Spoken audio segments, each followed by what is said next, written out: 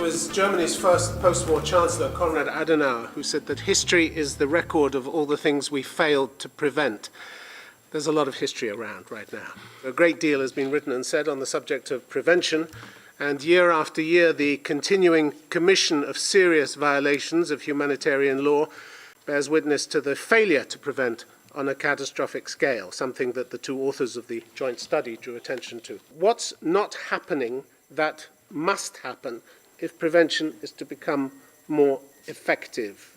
I think that what has not happened is the creation of a truly comprehensive approach to it.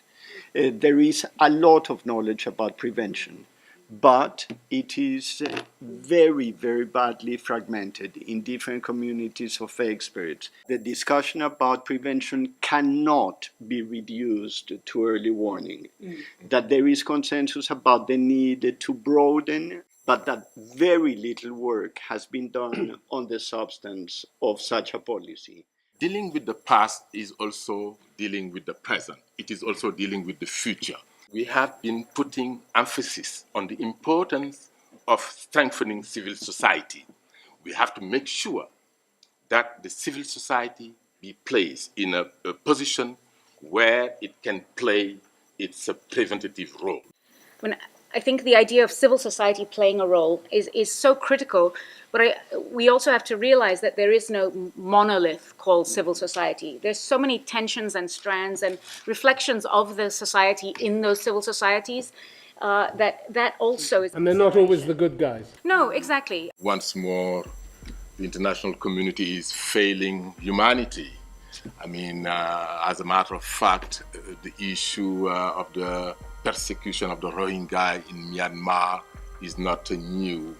Until today, where we are, there is not a united position within the Security Council to take really what required to be taken as an action to protect the Rohingya population. But who was supposed to sound the alarm for what was happening, for what the New York Times called last week a slow-motion genocide? The special advisor sounded the alarm a long time ago.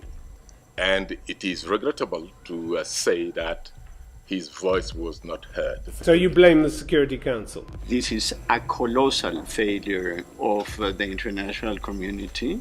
It is not the first colossal failure in the recent past. We should be thinking about countries in which the sorts of measures that would be upstreamed, that would constitute a broad agenda, would help them to avoid getting to the situation in which the CAR, the DRC, and South Yemen find themselves in today.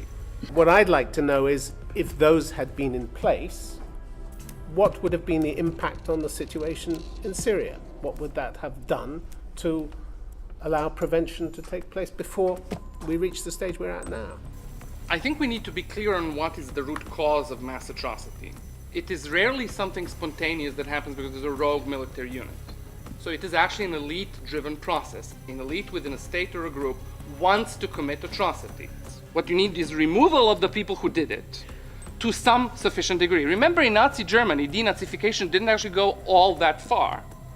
You know, half of the foreign ministry of the Federal German Republic were former Nazis.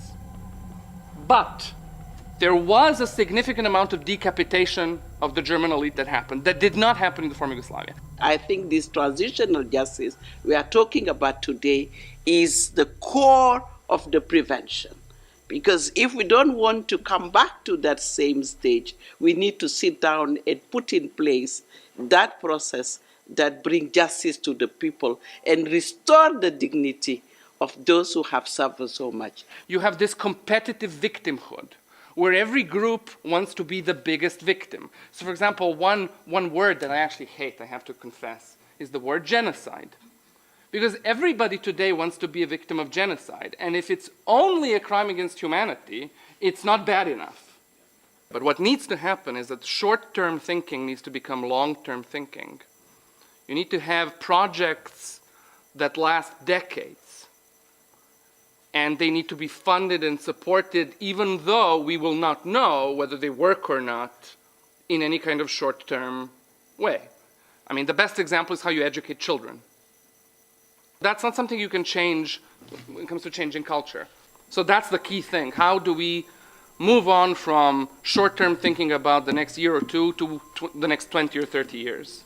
At the end of the day, there is not a single country which is immune of violence, which is immune of atrocity crimes. It can happen everywhere, even here in the heart of Europe.